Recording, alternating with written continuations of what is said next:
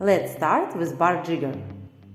For a bartender, it's very important to hold it beautifully and work with it confidently. So follow me to learn next 3 moves.